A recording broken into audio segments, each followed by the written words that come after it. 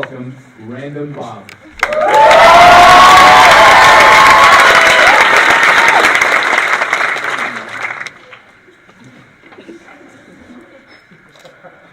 I hate sushi. I was at camp the other day, right? I was at camp the other day with a group of my friends, and one of my friends, Anna, she went to get sushi, and it took 20 minutes. And then when she sat down, I was like, what is even in sushi? Like, what's in sushi? Rice. Fish, cucumber, rice, seaweed, right? I said, it's so random. And she's like, yeah, but it works. So I said, okay. So I looked up what the word random means on Google, and I got all these pictures on the first page. See a Pokemon, a cat, obviously, some rose with water on it, I'm not even sure what that is. And so that led me to look up what random even means. And it means happening without a determined way or a conscious decision. So and look at the synonyms. Casual is a synonym. I mean, if you wear casual clothes, they're not random. And this poor guy is getting laughed at for being random. Who knows why, right?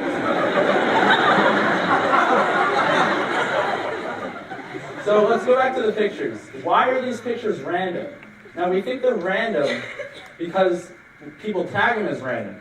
Now, why do we tag them as random? Who knows? The thing about Google is they have a very sophisticated search engine, and we all know that Google is amazing. We use it every day. So why do they bring these up instead of every other tag as random?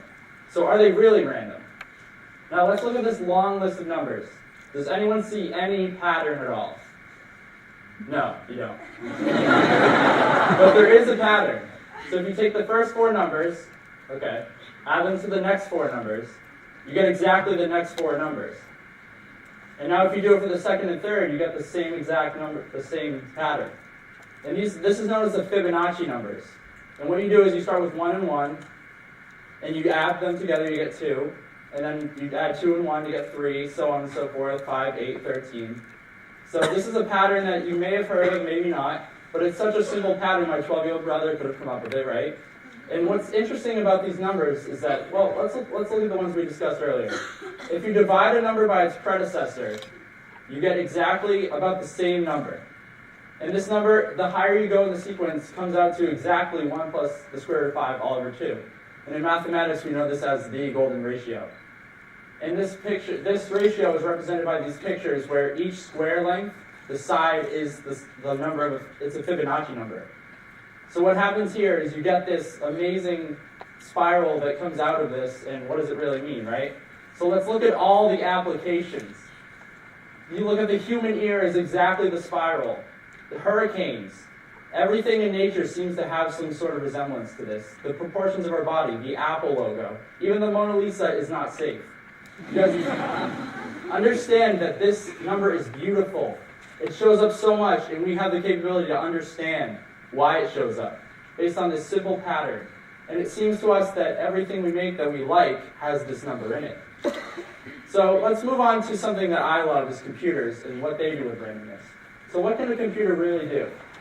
It can take input, do math on the input, and give you an output.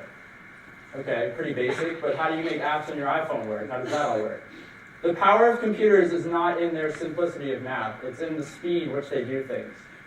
So, counting to 1 billion, how long do you think it takes for a human? 4 days? Close. 31 years. 31 years it takes. And that's excluding sleeping, living, doing everything else you do, right? So a computer, it'll take just under a second. This is an amazing fact, that computers can count to 1 billion in under a second. That would mean if we counted a number every second, it would count to 1 billion before we even started, which is amazing. So something that computers do to find random numbers is they use what's called the modulus operator. Now this is an operator you're familiar with, but maybe you've never thought about. So what it is it's represented by a percentage sign, and you take two numbers, divide them, and you take the remainder. So 5 modulus 2 is 1. Now what they do in computers to find random numbers is they take huge digits, and they do extreme amounts of math on them extremely fast to find this long list of random digits. So the way that works is you end up getting this enormous string or line of digits that appears random, but it actually has a source. And the source they use is what's known as the time in milliseconds of your computer. So it's amazing that a computer can get randomness out of something that seems to be random, which is time. But someone that we all have heard of, Einstein, believes that time is not random.